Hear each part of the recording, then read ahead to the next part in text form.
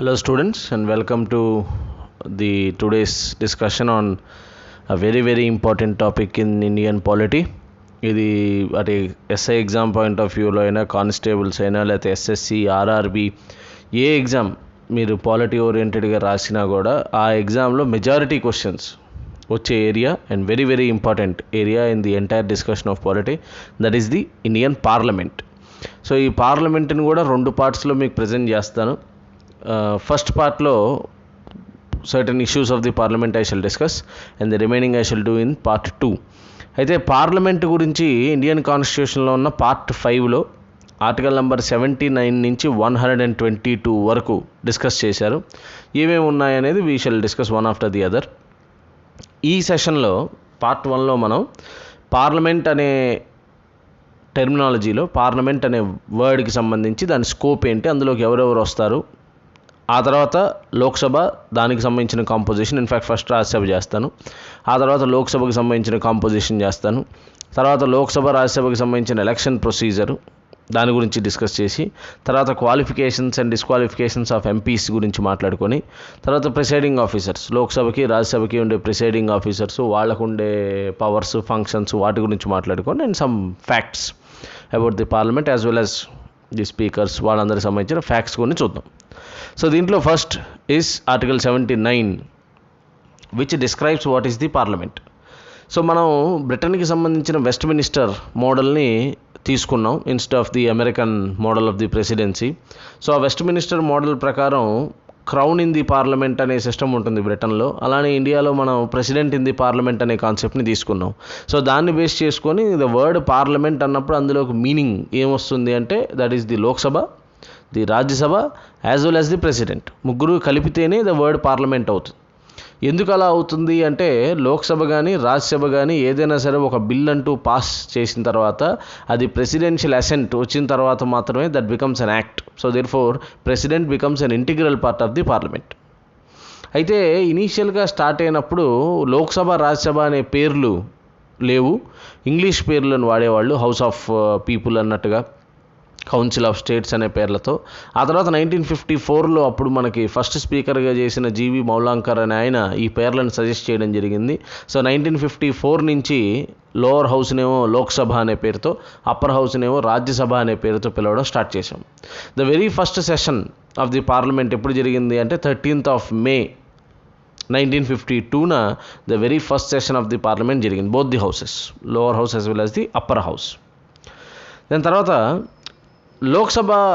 రాజ్యసభకు సంబంధించిన కాంపోజిషన్ విషయానికి వస్తే, అంటే రాజ్యసభలో ఎంతమంది మెంబర్స్ ఉంటారో, అందులో స్టేట్స్ నుంచి ఎంతమంది, యూనియన్ టెరిటరీస్ నుంచి ఎంతమంది, నామినేటెడ్ ఎంతమంది, ఇలా కాంపోజిషన్ ఆఫ్ రాజ్యసభ గురించి చూస్తే రాజ్యసభని బేసిక్గా మనం అప్పర్ హౌస్ అంటాం, రెండోది కౌన్సిల్ ఆఫ్ స్టేట్స్ అంటాం, అలానే హౌస్ ఆఫ్ ఎల్డర్స్ అంటారు. ఎందుకంటే బికాజ్ లోక్సభకి ఎంపిక అవ్వాలంటే 25 ఏళ్ల వయసు నిండితే చాలు, కానీ రాజ్యసభకి ఎంపిక అవ్వాలంటే ఎన్నిక జరగాలి అంటే మీకు మినిమం 30 years దాటి ఉండాలి. సో అందుకని హౌస్ ఆఫ్ ది ఎల్డర్స్ అంటారు. కౌన్సిల్ ఆఫ్ స్టేట్స్ అంటే రాష్ట్రాలకు సంబంధించిన ప్రాతినిధ్యం ఇక్కడ కనబడుతుంది మనకి. అండ్ తర్వాత సెకండ్ ఛాంబర్ అనే పేరుతో కూడా పిలుస్తారు. అండ్ పర్మనెంట్ హౌస్ అంటారు. ఎందుకనే తర్వాత మన డిస్కషన్లోకి వెళ్ళిన తర్వాత మీకు క్లియర్గా అర్థం అవుతుంది. తర్వాత రాజ్యసభలో మ్యాక్సిమం 250 మంది ఉండొచ్చు, 250 వరకు ఉండొచ్చు. ఇది మ్యాక్సిమం స్ట్రెంత్ ఆఫ్ రాజ్యసభ.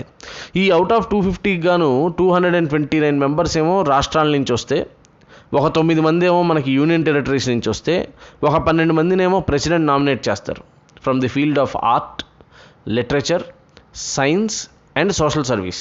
ఈ ఫీల్డ్ సరిగ్గా గుర్తుపెట్టుకోండి, ఈ 4. ఎందుకంటే ఇందులో నుంచి రారు అని ఒకసారి ఎగ్జామ్లో అడిగారు.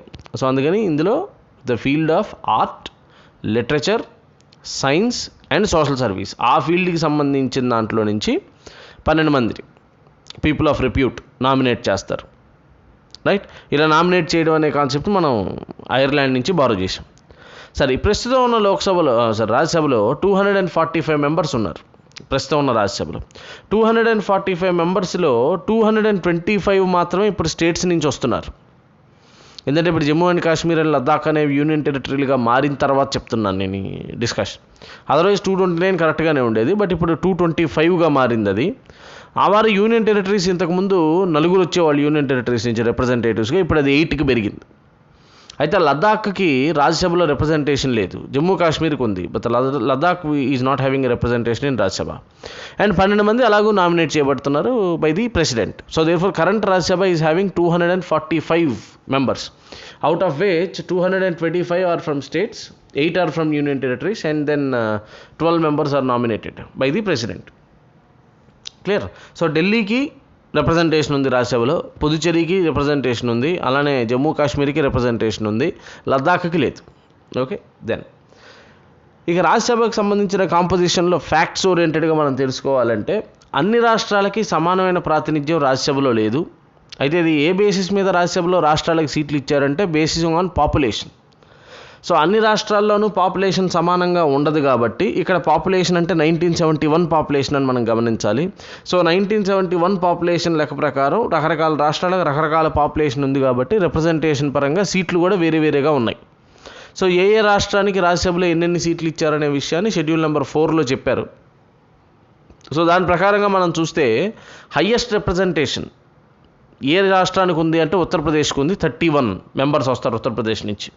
Second highest goes to Maharashtra, 19 మంది వస్తారు. And third highest goes to Tamil Nadu, 18 మంది. ఇంతకుముందు అన్డివైడెడ్ ఏపీ ఉన్నప్పుడు మనకు కూడా 18 మంది ఉండేవాళ్ళు, బట్ డివైడ్ అయిపోయిన తర్వాత ఆ నెంబర్ మారింది. So highest is from Uttar Pradesh, second highest is from Maharashtra, third highest is from Tamil Nadu. ఇక లీస్ట్ రిప్రజెంటేషన్ విషయానికి వస్తే all north eastern states, north eastern states అన్నీ అస్సాం తప్ప, I'm talking about least representation, అందరికంటే తక్కువ, ఒక్కొక్క సీటే ఉంది వాళ్ళందరికీ, అస్సాం తప్ప అన్ని north eastern states plus Goa plus Puducherry వీళ్ళందరికీ కూడా ఒక్కొక్క సీటే ఉంది రాజ్యసభలో. అయితే ఆంధ్రప్రదేశ్ విషయానికి వస్తే ఒకప్పుడు మనకి 18 అనుకున్నాం కదా, డివైడ్ అయిపోయిన తర్వాత ఆంధ్రప్రదేశ్కి 11 వచ్చాయి, తెలంగాణకి 7 వచ్చాయి. అయితే ఆంధ్రప్రదేశ్కి 11 సీట్లు ఎలా అయితే రాజ్యసభలో ఉన్నాయో అలానే ఇంకా కొన్ని రాష్ట్రాలకు 11 సీట్లు ఉన్నాయి రాజ్యసభలో. ఒకవేళ ఆంధ్రప్రదేశ్తో సమానంగా ఉన్న సీట్లు ఏంటి అని అడిగారు అనుకోండి, అంటే ఉన్న రాష్ట్రాలు ఏవి అని అడిగారు అనుకోండి, అది సింపుల్గా గుర్తుపెట్టుకోవడానికి you take it as MG అంటే మహాత్మా గాంధీ అని కాదు. M stands for Madhya Pradesh, G stands for Gujarat.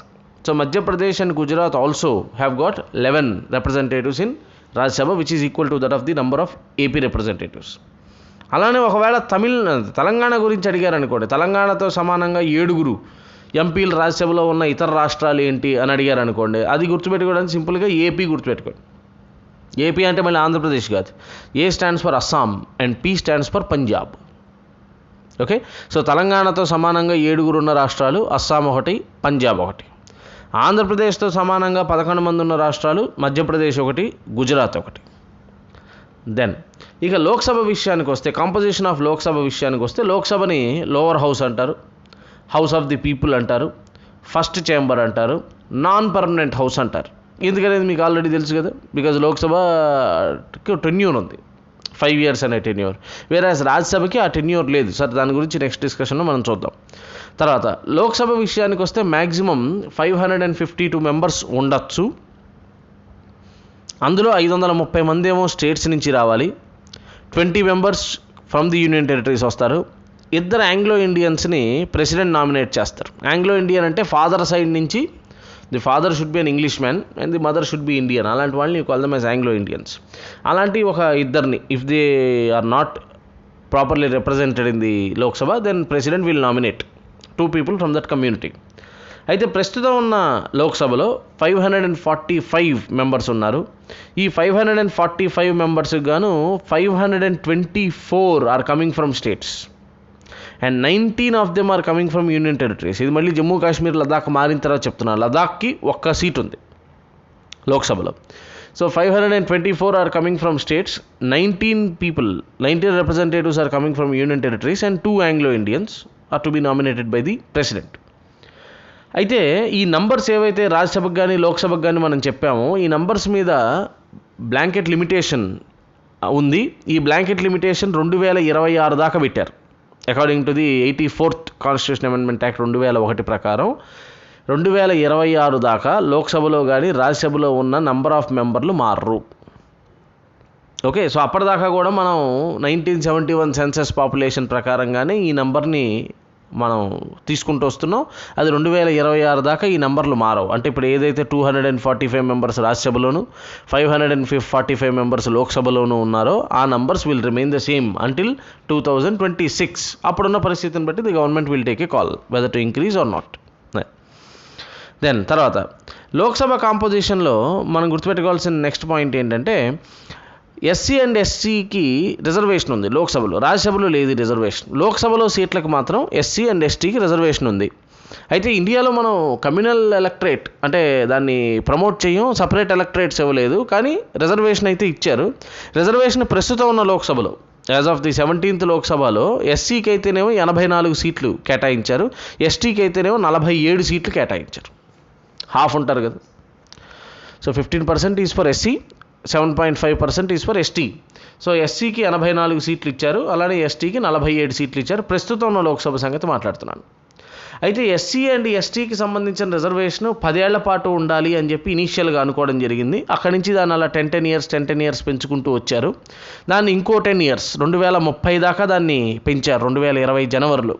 అయితే దానికోసం 104th కాన్స్టిట్యూషన్ అమెండ్మెంట్ యాక్ట్ చేశారు జనవరి 2020లో. సారీ, ఈ అమెండ్మెంట్ యాక్ట్లో వెరీ ఇంపార్టెంట్ పాయింట్ ఏంటంటే ఎస్సీ అండ్ ఎస్టీకి సంబంధించిన రిజర్వేషన్ని 10 ఇయర్స్ పెంచారు 2030 దాకా. కానీ ఆంగ్లో ఇండియన్స్కి ఏదైతే ఇద్దరిని నామినేట్ చేయడం అనే కాన్సెప్ట్ ఉందో ఆ కాన్సెప్ట్ని తీసేశారు. That you got understand. So ఇక ప్రెసిడెంట్ ఒక ఇద్దరు ఆంగ్లో ఇండియన్స్ని లోక్సభకి, గవర్నర్లు ఒక్కొక్క ఆంగ్లో ఇండియన్ని స్టేట్ లెజిస్లేచర్లకి నామినేట్ చేయడం అనే అంశాన్ని ఇండియన్ కాన్స్టిట్యూషన్ నుంచి తీసేశారు. So that is the 104th constitution amendment. Next ఇందాక రాజ్యసభ లాగానే లోక్సభలో కూడా ఏ రాష్ట్రాల నుంచి ఎక్కువ మంది వస్తారు, ఏ రాష్ట్రాల నుంచి తక్కువ మంది వస్తారు, ఈ డిస్కషన్ మనం చూస్తే highest representatives come from Uttar Pradesh, 80 మంది వస్తారు. Again basing on population. So Uttar Pradesh నుంచి 80 మంది, మహారాష్ట్ర నుంచి 48 మంది, వెస్ట్ బెంగాల్ నుంచి 42 మంది వస్తారు. First, second and third. ఇంతకుముందు ఆంధ్రప్రదేశ్ అన్డివైడెడ్గా ఉన్నప్పుడు మనకు కూడా 42 మంది ఉండేవాళ్ళు.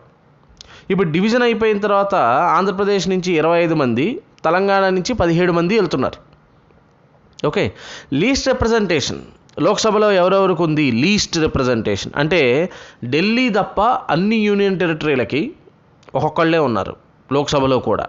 ఢిల్లీ తప్ప అన్ని యూనియన్ టెరిటరీలకి ఒక్కొక్కళ్ళే లోక్సభలో రిప్రజెంటేటివ్స్ ఉన్నారు. Jammu Kashmir,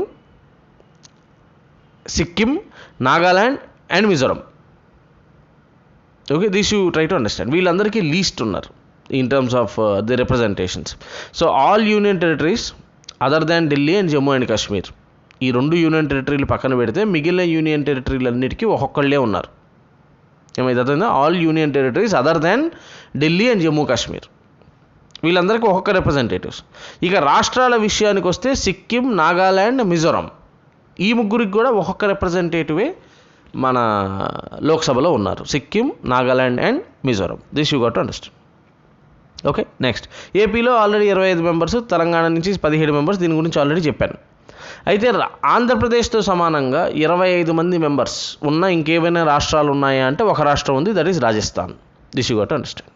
the same number 25 from Rajasthan as well. Then next ఇక టర్మ్, లోక్సభకి పదవీ కాలం ఎంత, రాజ్యసభకి పదవీ కాలం ఎంత, వాటి సభ్యుల పదవీ కాలం ఎంత, ఇలాంటివి చూద్దాం. లోక్సభ విషయంలో there is no confusion because లోక్సభకి 5 ఏళ్లే పదవీ కాలం, లోక్సభ సభ్యులకు కూడా 5 ఏళ్లే పదవీ కాలం. అయితే లోక్సభ నాన్ పర్మనెంట్ హౌస్ అని ఎందుకంటారంటే 5 ఏళ్ళు ఖచ్చితంగా లోక్సభ ఉండాల్సిన అవసరం లేదు, 5 ఏళ్ల లోపే లోక్సభను డిజాల్వ్ చేసే అధికారం ప్రెసిడెంట్కి ఉంది. You can call for a fresh election, ఇది జరగచ్చు. సో లోక్సభ అందుకనే నాన్ పర్మనెంట్ హౌస్. 5 ఏళ్ళు పదవీకాలం అయిపోతే లోక్సభ ఆటోమేటిక్గా డిజాల్వ్ అవుతుంది. అప్పుడు ప్రెసిడెంట్ డిజాల్వ్ చేశారని అనకూడదు. 5 ఏళ్ళు ముగిసేలోపు ప్రెసిడెంట్ మధ్యలోనే లోక్సభను డిజాల్వ్ చేస్తే ప్రెసిడెంట్ డిజాల్వ్ చేశారంటారు తప్ప 5 ఏళ్ల పదవీకాలం అయిపోయిన లోక్సభ దానంతరం అది డిజాల్వ్ అవుతుంది తప్ప ప్రెసిడెంట్ డిజాల్వ్ చేశారని అప్పుడు అనకూడదు. ఈ టెర్మినాలజీ గుర్తుపెట్టుకోండి జాగ్రత్తగా. అయితే లోక్సభ పదవీ కాలాన్ని ఎక్స్ట్రాడినరీ సందర్భాలలో 5 ఏళ్ల కంటే పెంచవచ్చు, అది నేషనల్ ఎమర్జెన్సీ ఇన్వోక్ చేసిన టైంలో. అలా ఎన్నాళ్ళకు పెంచవచ్చు అంటే సంవత్సరంగా ఎన్నాళ్ళకైనా పెంచవచ్చు, ఇండెఫినెట్ పీరియడ్కి పెంచవచ్చు. అయితే ఇంతకుముందు ఎప్పుడైనా అట్లా పెంచారా అంటే పెంచారు. 5th లోక్సభ 1976 ప్రాంతంలో 5th లోక్సభ టైం అయిపోతున్న సందర్భంలో దాని పదవీ కాలాన్ని 1 సంవత్సరం పెంచారు. మళ్ళీ ఇంకో సంవత్సరానికి కూడా పెంచారు. అయితే 2 ఏళ్ళు ఆ 5th లోక్సభ పనిచేయలేదు. So 5th Lok Sabha longest duration పనిచేసిన లోక్సభ. అది 5 years దాటి 10 months and 6 days పనిచేసింది. So longest serving Lok Sabha was the 5th Lok Sabha. 5 years 10 months and 6 days చేసింది. అలానే షార్టెస్ట్ సర్వింగ్ లోక్సభ ఎక్కడ జరిగింది అంటే that is the 12th Lok Sabha. 12th Lok Sabha ఎన్నాళ్ళు పనిచేసింది? Only for 1 year 1 month and 4 days మాత్రమే పనిచేసింది. అదేనా? సో కోయిలేషన్ గవర్నమెంట్లు రాజకీయ అనిశ్చితి ఉన్న కారణాల్లో 98, 99 ప్రాంతాల్లో 12th Lok Sabha worked for only 1 year 1 month and 4 days. So longest serving is the 5th Lok Sabha, shortest serving is the 12th Lok Sabha. ఇక రాజ్యసభ విషయానికి వస్తే రాజ్యాంగంలో రాజ్యసభకి పర్మనెంట్ హౌస్ అని చెప్పారు. ఇది చెప్పి జాగ్రత్తగా వినండి. Rajya Sabha is a permanent house. అంటే రాజ్యసభని డిజాల్వ్ చేయడం అనే క్వశ్చన్ లేదు. ఎందుకంటే రాజ్యసభలో ప్రభుత్వానికి మెజారిటీ ఉండాల్సిన అవసరం లేదు కాబట్టి రాజ్యసభని డిజాల్వ్ చేయలేరు. సో రాజ్యసభ డిజాల్వ్ కాదు కాబట్టి Rajya Sabha is called a permanent house. మరి రాజ్యసభలో మెంబర్లు ఉన్నారే వాళ్ళ పరిస్థితి ఏంటి? వాళ్ళు ఎన్నాళ్ళు ఉండాలి? రాజ్యసభలో మెంబర్స్ పదవీ కాలం ఎంత అనేది రాజ్యాంగంలో చెప్పలేదు. This is important. రాజ్యాంగం ఆ బాధ్యతను పార్లమెంట్కే వదిలేసింది. రాజ్యసభ సభ్యుల పదవీ కాలం ఎన్నాళ్ళు ఉండాలనేది మీరే డిసైడ్ చేయండి అని రాజ్యాంగం ఆ విషయాన్ని పార్లమెంట్కే వదిలేసింది. సో రాజ్యసభ సభ్యులకి 6 ఏళ్ల పదవీ కాలం ఉంటుందని మరి ఎక్కడ చెప్పారు అంటే రిప్రజెంటేషన్ ఆఫ్ పీపుల్స్ యాక్ట్ అని ఒకటి ఉంటుంది. ఎలక్షన్లు కండక్ట్ చేసేటప్పుడు అప్పుడు మనం వాడతాం. Representation of peoples act of 1951లో ఈ విషయం గురించి చెప్పారు. సో ఆ రిప్రజెంటేషన్ ఆఫ్ పీపుల్స్ యాక్ట్ 1951 ప్రకారం రాజ్యసభ మెంబర్స్కి 6 years డ్యూరేషన్ ఇచ్చారు. So the term of Rajya Sabha అని అడిగితే is undefined, that is it is permanent. The term of members of Rajya Sabha which is 6 years. ఆ విషయం ఎక్కడ చెప్పారు? కాన్స్టిట్యూషన్లోనా? కాదు, రిప్రజెంటేషన్ ఆఫ్ పీపుల్స్ యాక్ట్ అనే దాంట్లో చెప్పారు. అయితే అక్కడ ఇంకోటి కూడా చెప్పారు. ఏమని? ఈ 6 years టర్మ్ ఏదైతే ఉందో ఆ 6 years టర్మ్లో గాను after every 2 years 1/3 of the members will retire. అయితే రిటైర్ అయిపోయిన members are eligible for reelection any number of times అయినా సరే, రైట్? అయితే ఇప్పుడు ఇదే యాక్ట్ని బేస్ చేసుకొని ఈ యాక్టే ప్రెసిడెంట్కి ఏమని అధికారాన్ని ఇచ్చిందంటే ఫస్ట్ టైం లోక్సభ కాన్స్టిట్యూట్ చేశారు కదా. ఫస్ట్ టైం లోక్సభ కాన్స్టిట్యూట్ చేసినప్పుడు రాజ్యసభ కాన్స్టిట్యూట్ చేసినప్పుడు 2 ఏళ్ళు అయిన తర్వాత మరి 1/3 ఆఫ్ పీపుల్ రిటైర్ అవ్వాలి కదా. ఇప్పుడు మనం ఒక 100 మంది మనందరం రాజ్యసభకి ఎన్నుకోబడ్డాం. ఇప్పుడు 2 ఏళ్ళు అయిపోయింది. 2 ఏళ్లలో మనలో ఒక 33 మంది రిటైర్ కావాలి. ఎవరు కావాలి? మనందరం 6 ఏళ్ళు ఉండాల్సిన వాళ్ళం కదా. మరి 2 ఏళ్ళకే మనం రిటైర్ అయిపోమంటే అలాగా? ఎవరు రిటైర్ కావాలి? సో ఫస్ట్ టైం ఆ చర్చ వచ్చినప్పుడు ఏం చేశారు అంటే లాటరీ వేశారు. So the president has been authorised to determine the names of the people who are suppose to retire in the very first Rajya Sabha through lottery system. So ఆ lottery ద్వారా ఎవరైతే వచ్చారో వాళ్ళు రిటైర్ అయినట్టుగా ప్రకటించారు. సో 1/3 బయటికి వెళ్ళిపోయి మళ్ళీ రీఎలెక్ట్ అయ్యి 1/3గా యాడ్ అయ్యారు. సో అక్కడి నుంచి అట్లా ఎవ్రీ 1/3 ఆఫ్ పీపుల్ 6 years వాళ్ళ టర్మ్ని ఫినిష్ చేసుకుంటూ వస్తారు. క్లియరా? So 6 years is the term of members of Rajya Sabha. And after every 2 years 1/3 of them retire and they are eligible for reelection any number of times. I clear on this? Okay, next చూద్దాం. ఇక రాజ్యసభకి సంబంధించిన election procedure ఏంటి? రాజ్యసభకి జరిగే ఎలక్షన్ indirect election అంటారు. And Rajya Sabha సభ్యుల్ని ఎవరు ఎన్నుకుంటారు అంటే రాష్ట్రాలకు సంబంధించిన ఎమ్మెల్యేలు ఎన్నుకుంటారు. రాష్ట్రాలకు సంబంధించిన ఎమ్మెల్యేలు. ఈ రాష్ట్రాలకు సంబంధించిన ఎమ్మెల్యేలు రాజ్యసభ ఎంపీలను ఎన్నుకోవడం అనే కాన్సెప్ట్ని మనం సౌత్ ఆఫ్రికా నుంచి బారో చేసాం. And this is an indirect election. అయితే డైరెక్ట్గా ప్రజలే వచ్చి వాళ్ళని ఎన్నుకోవట్లేదు. ఇది గుర్తుపెట్టుకోండి. ప్రజల చేత ఎన్నుకోబడ్డ ఎమ్మెల్యేలు వాళ్ళని ఎన్నుకుంటున్నారు. So that is an indirect election. రెండోది ఇది ఓపెన్ బ్యాలెట్, సీక్రెట్ బ్యాలెట్ ఏం కాదు. రాజ్యసభకి పలానా వాళ్ళని పంపిస్తున్నామని ఒక పొలిటికల్ పార్టీ ప్రకటించింది అనుకోండి, దానికి ఎంతమంది ఎమ్మెల్యేలు ఓటేశారో డైరెక్ట్ తెలిసిపోతుంది. లోక్సభ ఎలక్షన్ లాగా సీక్రెట్ బ్యాలెట్ కాదు, this is open ballot. So open ballot, but వాడే సిస్టమ్ ఏంటి అంటే ప్రపోర్షనల్ రిప్రజెంటేషన్ సిస్టమ్. ఇప్పుడు ప్రెసిడెంట్ ఎలక్షన్లో ఎట్లా అయితే సిస్టమ్ని వాడారో అలా ప్రపోర్షనల్ రిప్రజెంటేషన్ సిస్టమ్ని ఇక్కడ కూడా వాడతారు through open ballot, secret ballot కాదు. రైట్. దెన్ రాజ్యసభకి మన రాష్ట్రం నుంచి ఒకళ్ళని పంపించాలనుకోండి, ఆ పలానా వ్యక్తి మన రాష్ట్రంలో రిజిస్టర్డ్ ఓటర్ అవ్వాల్సిన అవసరం ఒకప్పుడు ఉండేది. దాని 2003 నుంచి ఆ సిస్టమ్ని తీసేశారు. ఆ సిస్టమ్ కరెక్టేనా కాదా అని కేసు ఫైల్ అయితే సుప్రీంకోర్టు ఆ సిస్టమ్ కరెక్టే అని చెప్పింది. ఇది గుర్తుపెట్టుకోండి. సో ఇప్పుడు ఆంధ్రప్రదేశ్ నుంచి మనం ఒక వ్యక్తిని రాజ్యసభకు పంపించాలనుకున్నప్పుడు ఆ వ్యక్తి ఆంధ్రప్రదేశ్లో ఓటర్గా నమోదవ్వాల్సిన అవసరం లేదు, ఓటర్గా నమోదయ్యి ఉండాల్సిన అవసరం లేదు. ఇది గుర్తుపెట్టుకోండి. ఓకే. సో ఇప్పుడు ఉదాహరణకి నిర్మలా సీతారామన్ అనేవాడిని మనం ఆంధ్రప్రదేశ్ నుంచి రాజ్యసభకు పంపామనుకోండి, ఆవిడ ఆంధ్రప్రదేశ్లో రిజిస్టర్డ్ ఓటర్గా ఏదో ఒక కాన్స్టిట్యుయెన్సీలో ఉండాల్సిన అవసరం లేదు. అది ఒకప్పుడు ఉండేది. 2003 తర్వాత ఆ సిస్టమ్ని తీసేశారు. అలా తీసేయచ్చు, అందులో తప్పేం లేదని సుప్రీంకోర్టు కూడా దాన్ని యాక్సెప్ట్ చేసింది. This you got to understand. Okay. Then next, ఇక లోక్సభ విషయానికి వస్తే లోక్సభలో జరిగే ఎలక్షన్ పరిస్థితి ఏంటి? Lok Sabha election is direct election. అంటే ప్రజలే వచ్చి లైన్లో నిలబడి ఓటేసి వాళ్ళకి కావాల్సిన వాళ్ళని ఎన్నుకుంటారు. Direct election. And this is secret ballot. So secret ballot అంటే నువ్వు ఎవరికి ఓటేసావు అనేది నువ్వు చెప్పడానికి లేదు, ఎవడు నిన్ను అడగడానికి కూడా వీల్లేదు. సో సీక్రెట్గా బ్యాలెట్ వేయాలి. అందుకని మీరు ఓటేసేటప్పుడు ఆ చుట్టూతో ఒక కంపార్ట్మెంట్ లాగా పెడతారు. So that others will not be able to see ఏ పార్టీకి ఏ గుర్తుకు మీరు ఓటేసారో చూడడానికి లేకుండా. ఓకే. అండ్ ఒక ఎలక్ట్రానిక్ ఓటింగ్ మెషిన్ దాదాపు 2000 దాకా తీసుకోగలదు ఓట్లని, ఒక్కొక్క ఎలక్ట్రానిక్ ఓటింగ్ మెషిన్. 1996 ప్రాంతంలో ఇప్పుడు అనుకుంటాను తమిళనాడులో దాదాపు 1000 కంటే ఎక్కువ మంది పోటీ చేశారు ఎలక్షన్లో. అదే హైయెస్ట్ అనుకుంటాను నాకు తెలిసినంతవరకు. అప్పట్లో ఇంకా ఎలక్ట్రానిక్ ఓటింగ్ మెషిన్ లేవు కదా, అప్పుడు ballot paper. So ballot paper అప్పుడు ఆల్మోస్ట్ బుక్లెట్ అంత వేశారు. సో ఏదైనా సరే Lok Sabha election is a direct election. ప్రజలే డైరెక్ట్గా వెళ్ళి ఆ ఎలక్షన్లో పార్టిసిపేట్ చేస్తారు. And that is through a secret ballot ద్వారా చేయాలి. అయితే ఇక్కడ మనం వాడే సిస్టమ్ని ఏమని పిలుస్తాము అంటే first pass the post system అని పిలుస్తాం. Or winner gets all system అంటారు దీన్ని. దానికి రెండో పేరు అది, విన్నర్ గెట్స్ ఆల్. ఈ సిస్టమ్ని మనం ఎక్కడి నుంచి తీసుకున్నామంటే బ్రిటన్ నుంచి తీసుకున్నాం. ప్రపంచంలో ఈ సిస్టమ్ని వాడే దేశాల్లో పెద్ద దేశాల్లో రెండే ఉన్నాయి, ఒకటి ఇండియా, రెండోది బ్రిటన్.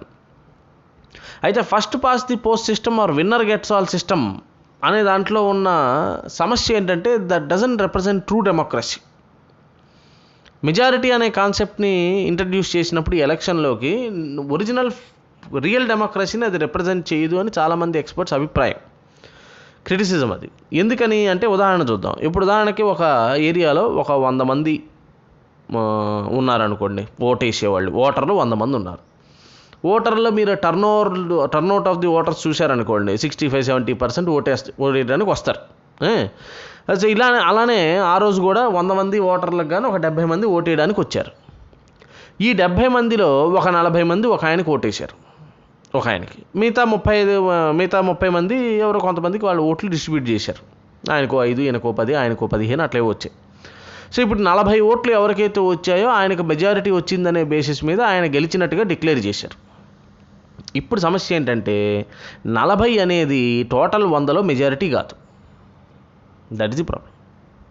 అసలు ఇంకా ఆశ్చర్యం ఏంటంటే మిగిలిన 70 మందిలో ఒక ఆయనకి 30 ఓట్లు పడ్డాయి అనుకోండి, ఉదాహరణకు 30 పడ్డాయి.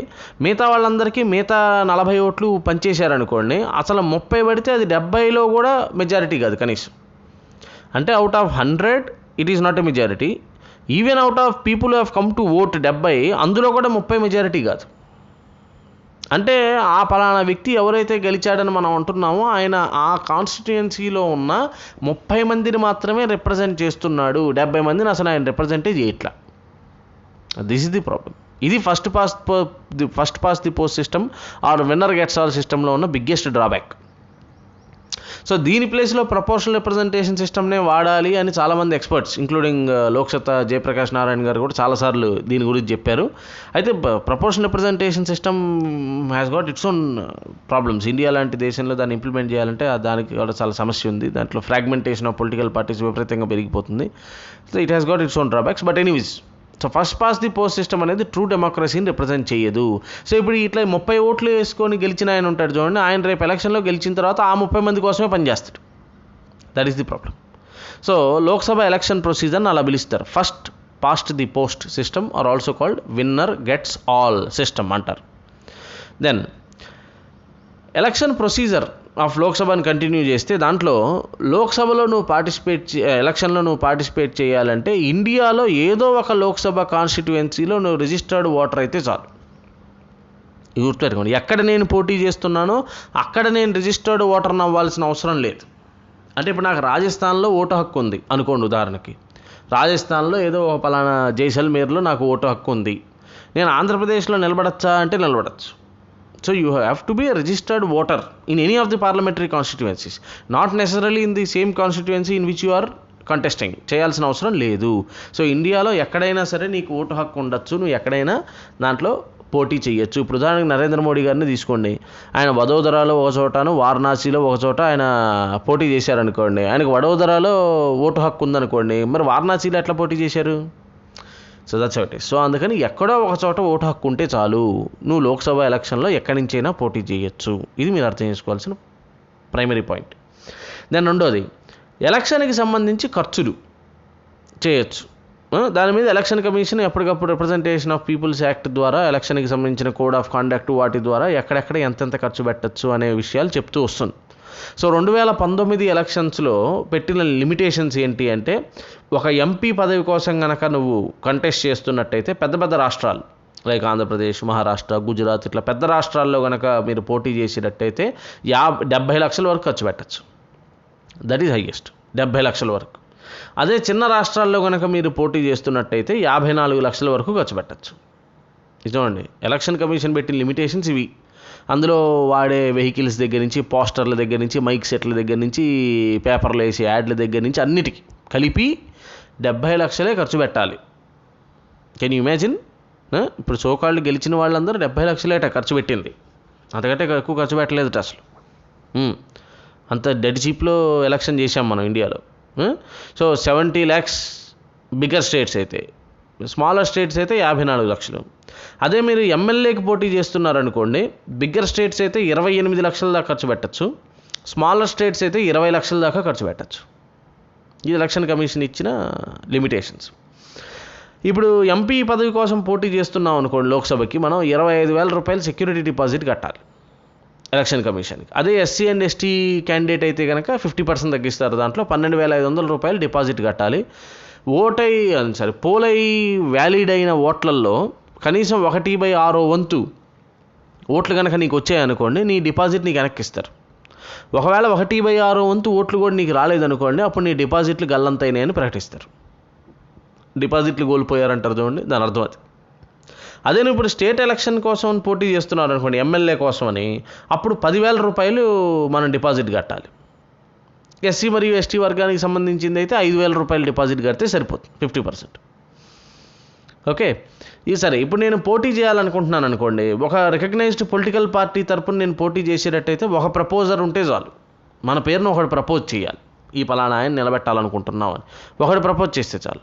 అదే నేను ఇండిపెండెంట్గా పోటీ చేయాలనుకుంటున్నాను అనుకోండి, కనీసం 10 మంది ఓటర్లు, ఆ నియోజకవర్గంలో ఉండే 10 మంది ఓటర్లన్నా నా పేరుని ప్రపోజ్ చేయాల్సి ఉంటుంది.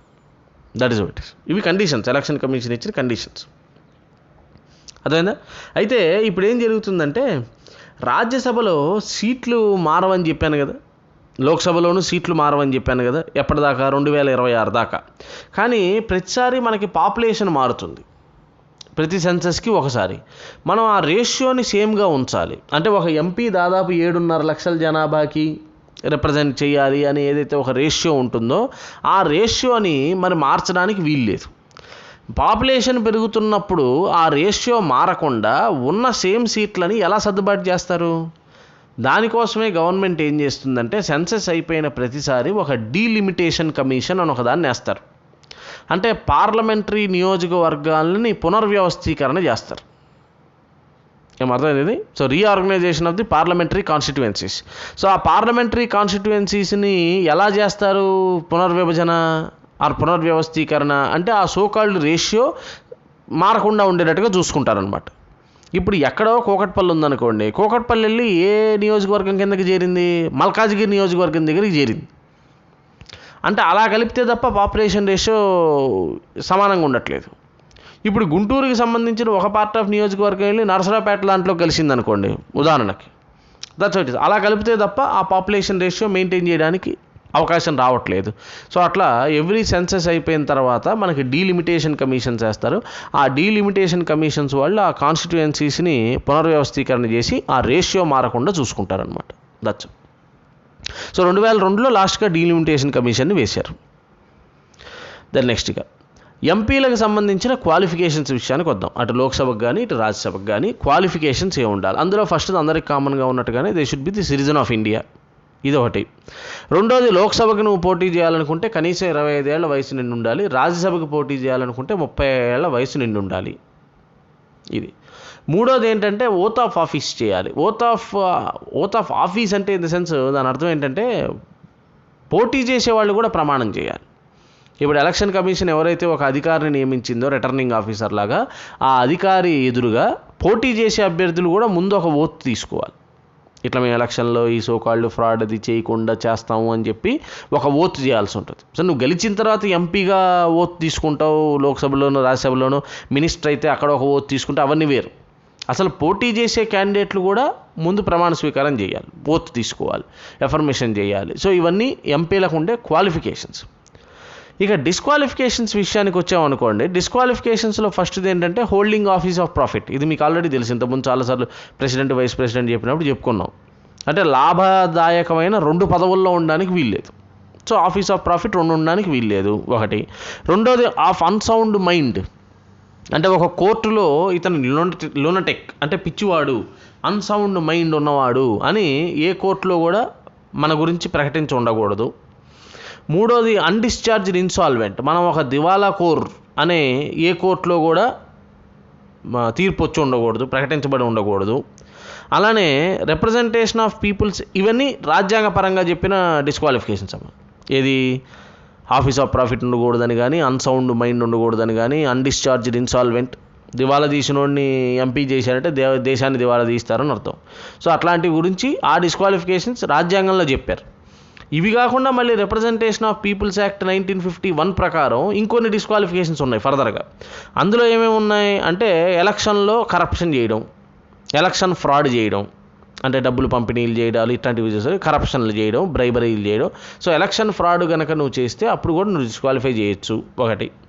రెండోది, ఎలక్షన్ అయిపోయిన తర్వాత ఎలక్షన్ కమిషన్ కొంత టైం చెప్తుంది, 1 రోజులు, 40 రోజులు, 45 రోజులు ఏదో టైం. ఆ టైం లోపల నువ్వు ఏదైతే ఎలక్షన్లో ఖర్చు పెట్టిన ఎక్స్పెన్సెస్ ఉన్నాయో ఆ ఎక్స్పెన్సెస్ మొత్తానికి అకౌంట్ ఫర్ చేయాలి. ఆ అకౌంట్ని ఎలక్షన్ కమిషన్కి నువ్వు సబ్మిట్ చేయడంలో ఫెయిల్ అయ్యావు అనుకోండి, అప్పుడు కూడా నువ్వు ఎలక్షన్ అయిన తర్వాత కూడా నీ ఎలక్షన్ చెల్లదు అని ఎలక్షన్ కమిషన్ చెప్పచ్చు, ఇది ఒకటి. తర్వాత ఏదైనా సరే ఒక నేరంలో 2 ఏళ్ళు అంతకంటే ఎక్కువ జైలు శిక్ష నీకు పడ్డా, అది నేరం ఏ నేరమైనా కానివ్వండి, 2 years ఆర్ మోర్ కనుక నీకు జైలు శిక్ష కన్విక్షన్ కనుక జరిగితే అప్పుడు నువ్వు ఎలక్షన్లో పోటీ చేయడానికి అర్హత ఉండదు. అలానే గవర్నమెంట్లో నువ్వు ఏదో ఒక జాబ్ చేస్తూ ఉండగా నీ మీద కరప్షన్ కేసులతో నిన్ను సర్వీస్ నుంచి డిస్మిస్ చేశారనుకోండి, అప్పుడు నువ్వు అనర్హుడు అవుతావు. లేదు అన్టచబిలిటీ లాంటివి, సతీ సగమనం లాంటివి, ఇలాంటి సోషల్ ఈవిల్స్ని ప్రచారం చేసినా, వాటిని నువ్వు ఫాలో అయినా, ప్రాక్టీస్ చేయించే ప్రయత్నం చేసినా కూడా, అంటే ఇప్పుడు SC ST prevention of atrocities లాంటి చట్టాలు, అలాంటి వాటి కింద నీకు కేసులు బుక్ అయ్యే కన్విక్షన్ కనుక అయితే అప్పుడు కూడా అనర్హుడుగా ప్రకటించబడతారు. గవర్నమెంట్కి ఏదైతే కంపెనీలో 25% ఆర్ అంతకంటే ఎక్కువ షేర్లు ఉన్నాయనుకోండి, ఇప్పుడు గవర్నమెంట్ PSUs ఉన్నాయి కదా, వాటిల్లో నువ్వు మేనేజింగ్ డైరెక్టర్ టైప్ పదవులు లాంటివి హోల్డ్ చేయడానికి వీల్లేదు. గవర్నమెంట్ కాంట్రాక్ట్లో అక్కడ ఎక్కడ నీకు ఇంట్రెస్ట్ కానీ ప్రాఫిట్ కానీ ఉండడానికి వీల్లేదు. అలానే ఈ సోకాల్డ్ ఏవైతే ఈ రిప్రజెంటేషన్ ఆఫ్ పీపుల్స్ యాక్ట్లో చెప్పిన ఈ డిస్క్వాలిఫికేషన్స్ ఉన్నాయో వీటన్నిటి మీద ఫైనల్ డెసిషన్ ఎవరు తీసుకుంటారంటే ప్రెసిడెంట్ తీసుకుంటారు. ఇది గుర్తుపెట్టుకోండి. వెదర్ ఈ చెప్పిన సోకాల్డ్ డిస్క్వాలిఫికేషన్స్లో ఏదైనా నీకు వర్తిస్తుందా వర్తించదా అనే విషయాన్ని ఫైనల్గా తేల్చే బాధ్యత ప్రెసిడెంట్కి ఇచ్చారు. అయితే ప్రెసిడెంట్ సొంతగా నిర్ణయాన్ని తీసుకోలేడు, అప్పుడు ఎలక్షన్ కమిషన్ ఆయనకి చెప్తుంది. అండ్ ఎలక్షన్ కమిషన్ ఆయనకి చెప్పిన సలహాని ప్రెసిడెంట్ ఖచ్చితంగా ఫాలో కావాలి ఈ విషయంలో. That is very very very important. ఇది గుర్తుపెట్టుకోండి. The election commission will decide the disqualification and it will recommend it to the president and the president is bound by the decision given by the election commission. అప్పుడు the president can declare your so called election to be void. అది చేయొచ్చు. నెక్స్ట్గా ఇందాక చెప్పిన representation of peoples act ప్రకారంగా కాకుండా ఈ so called ఎంపీలకు disqualification చేసే ఇంకొక కాన్సెప్ట్ ఉంది, that is anti defection law. దీని గురించి ఇంతకుముందు మనం మాట్లాడుకున్నాం కదా. యాంటీ డిఫెక్షన్ లా అంటే ఒక పార్టీ నుంచి ఇంకో పార్టీకి జంప్ చేయడం, పార్టీ ఫిరాయింపు చేయడం, that is called anti defection. So anti defection law ప్రకారం 10th షెడ్యూల్ ప్రకారంగా కూడా కొంతమంది డిస్క్వాలిఫై అవుతారు.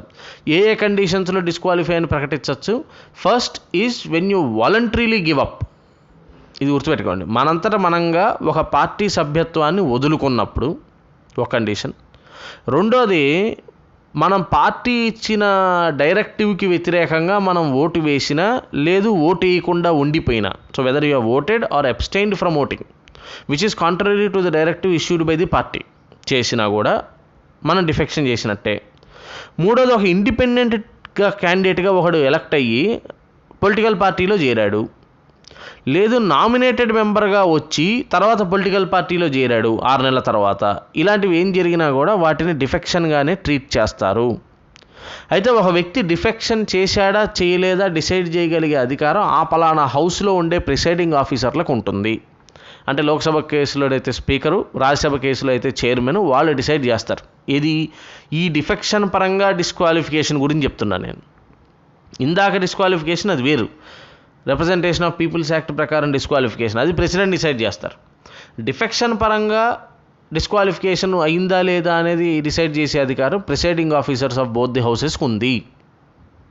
అయితే దీని మీద ప్రిసైడింగ్ ఆఫీసర్స్ తీసుకునే నిర్ణయం ఈ సబ్జెక్ట్ టు జ్యుడిషియల్ రివ్యూ. ఇది గుర్తుపెట్టుకోండి. ఈ విషయాన్ని 92లో చెప్పింది సుప్రీంకోర్టు. అప్పటిదాకా లేదు. అప్పటిదాకా ఇప్పుడు లోక్సభ స్పీకర్ ఫైనల్ డెసిషన్ తీసుకున్నాడు అనుకోండి, నేను డిఫెక్షన్ చేశాడని, that is all. Lok Sabha speaker తీసుకున్న నిర్ణయం ఫైనల్, ఆ రాజ్యసభ చైర్మన్ తీసుకున్న నిర్ణయం ఫైనల్. కానీ 1992లో సుప్రీంకోర్టు ఏం చెప్పింది, ఈ సోకాల్డ్ ప్రిసైడింగ్ ఆఫీసర్లు తీసుకునే నిర్ణయాలు కూడా డిఫెక్షన్ మీద they are subject to judicial review అని చెప్పింది. సో దట్ ఈస్ ఇంపార్టెంట్, గుర్తుపెట్టుకోండి. ఓకే, నెక్స్ట్ ఇక డిస్క్వాలిఫికేషన్స్ అనే విషయాన్ని పక్కన పెడితే, ఎంపీలుగా ఎలక్ట్ అయిన కొంతమంది వ్యక్తులకి సీట్లు కొన్నిసార్లు వేకెన్సీ రావచ్చు. ఏ సందర్భాలలో అలా ఎలక్ట్ అయిన వాళ్ళ సీట్లు వేకెంట్ అయినాయని మనం ప్రకటించవచ్చు. ఆ సందర్భాల గురించి ఇక్కడ డిస్కస్ చేసాను, చూడండి. అందులో ఫస్ట్ ఇది డబుల్ మెంబర్షిప్. దీని గురించి నెక్స్ట్ స్లైడ్లో డీటెయిల్గా చెప్తాను. డబుల్ మెంబర్షిప్ అంటే లోక్సభకి రాజ్యసభకి రెండింటికి ఎన్నికవడం, లేకపోతే స్టేట్ అసెంబ్లీకిను అట్లానే పార్లమెంట్కి ఎన్నికవడం, ఇలాంటివి. దాని గురించి డీటెయిల్గా తర్వాత మాట్లాడతాం. అట్లా డబుల్ మెంబర్షిప్ ఉంటే ఒకటి పోతుంది, సో అలా వేకెంట్ అయినట్టు ప్రకటించే అవకాశం అక్కడ ఒకటి ఉంది. రెండోది డిస్క్వాలిఫికేషన్. ఇందాక చెప్పినట్టుగా అది రిప్రజెంటేషన్ ఆఫ్ పీపుల్స్ యాక్ట్ ప్రకారంగా డిస్క్వాలిఫికేషన్ కానివ్వండి, లేకపోతే యాంటీ డిఫెక్షన్ ప్రకారంగా ఎట్లా అయినా సరే డిస్క్వాలిఫికేషన్ అవ్వడం. మూడోది నీ అంతటి నువ్వు రిజైన్ చేయడం. ఇప్పుడు లోక్సభ మెంబర్ అయితే కనుక స్పీకర్కి రాస్తారు రెసిగ్నేషన్ని, రాజ్యసభ మెంబర్ అయితే కనుక చైర్మన్కి రాస్తారు రెసిగ్నేషన్ని, రిజైన్ చేయడం. 60 days కంటిన్యూస్ బేసిస్ మీద without notice, without intimation absent అయిపోయారనుకోండి మీరు 60 days పాటు, అప్పుడు కూడా మీ సభలో ఆ పలానా సభలో సభ్యత్వం పోయినట్టుగా ప్రకటిస్తారు. ఇంతకుముందు సుబ్రహ్మణ్య స్వామి గారి కేసులో జరిగింది అది. సో 60 రోజుల పాటు కంటిన్యూస్గా if you are absent from the house without intimation, then అప్పుడు కూడా మీ పదవి ఖాళీ అయినట్టుగా ప్రకటించే అధికారం ఆ పలానా ప్రిసైడింగ్ ఆఫీసర్కి ఉంటుంది. అలానే ఎలక్షన్ని వాయిడ్ అని డిక్లేర్ చేసింది అనుకోండి హైకోర్టు. ఇప్పుడు ఇంతకుముందు చెప్పుకున్నాం కదా, హైకోర్టు ఒరిజినల్ జ్యూరిస్డిక్షన్ ఇది. ఎమ్మెల్యేకి కానీ ఎంపీకి కానీ సంబంధించిన ఎలక్షన్లో డిస్ప్యూట్స్ ఏదైనా ఉంటే that will go directly to high court. డైరెక్ట్గా సుప్రీంకోర్టుకి వెళ్ళడానికి లేదు, హైకోర్టుకి వెళ్తాయి.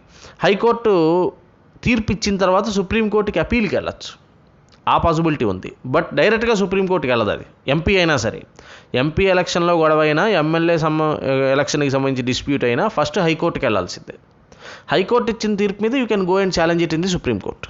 ఇది గుర్తుపెట్టుకోండి. సో అలా ఎలక్షన్ వాయిడ్ అని డిక్లేర్ చేయడం, ఈ పలానా అన్ని సందర్భాల్లో కూడా ఒక ఎంపీ సీటు వేకెంట్ అయ్యే పాసిబిలిటీ ఉంది.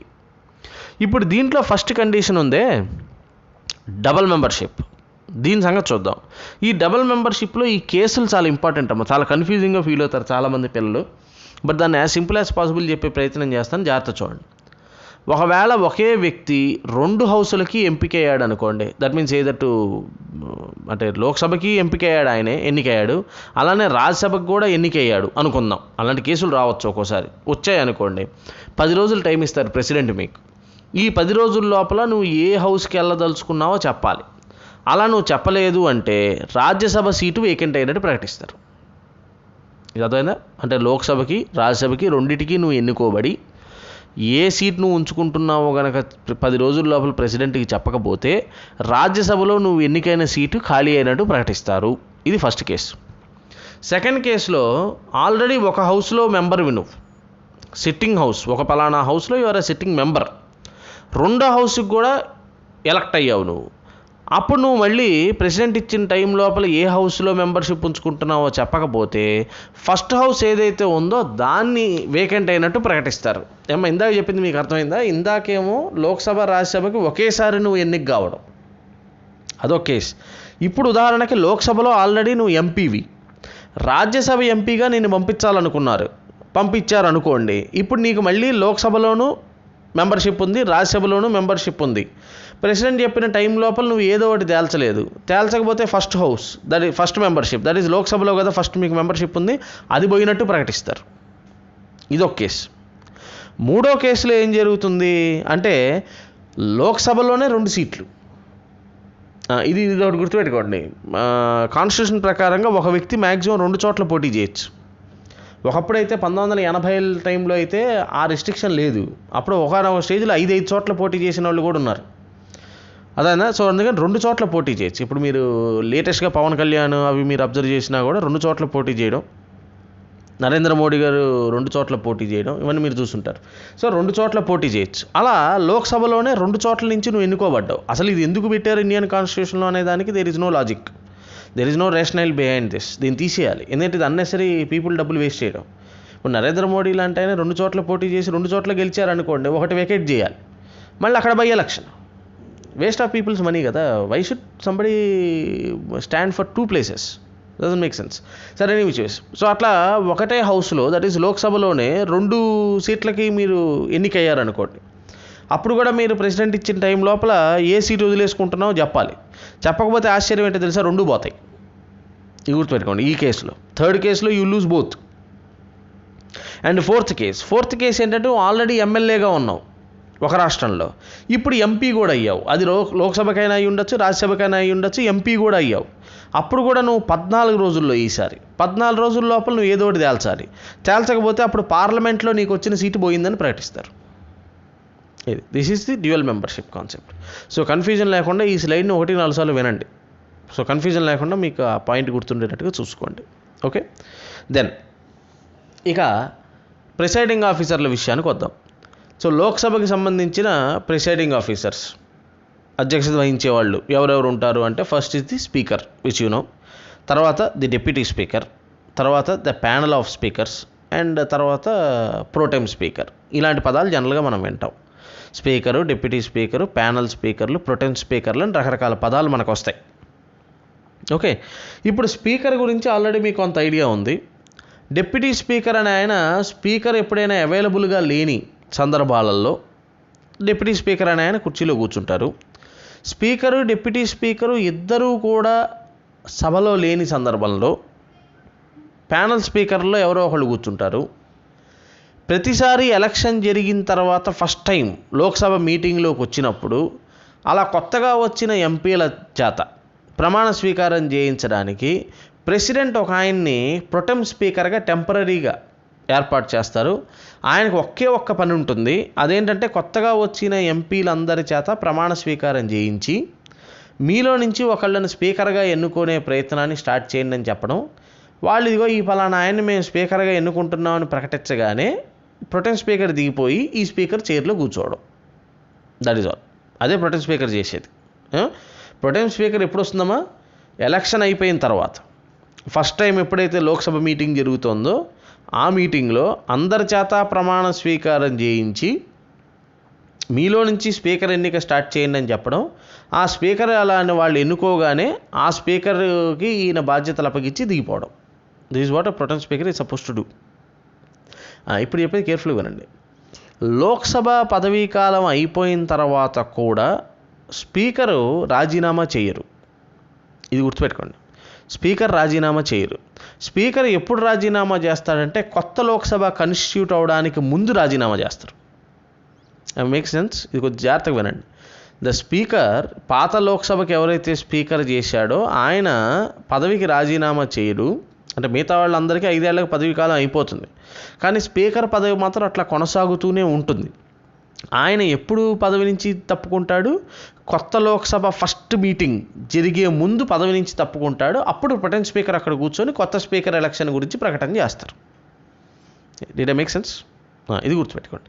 తర్వాత ఇప్పుడు స్పీకరు ఉదాహరణకి సభలో లేరు, అంటే ఆయనకి జ్వరం వచ్చింది, లేదా ఆయన హాలిడే మీద ఉన్నారు, ఆ రోజు సభకి రాలేదు అనుకోండి. అప్పుడు డిప్యూటీ స్పీకర్ కూర్చుంటారు.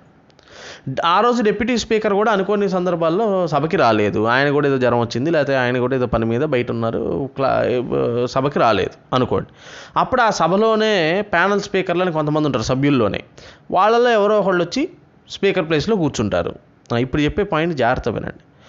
ఒకవేళ స్పీకరు డిప్యూటీ స్పీకరు ఇద్దరు రాజీనామా చేశారు అనుకోండి, లేదు స్పీకరు డిప్యూటీ స్పీకర్ ఇద్దరిని తొలగించారనుకోండి రిజల్యూషన్ మూవ్ చేసి, అప్పుడు మరి స్పీకరు డిప్యూటీ స్పీకర్ 2 పదవులు ఖాళీగా ఉన్న టైంలో ప్యానల్ స్పీకర్లు వచ్చి స్పీకర్ లాగా పనిచేయచ్చా అంటే చెయ్యకూడదు.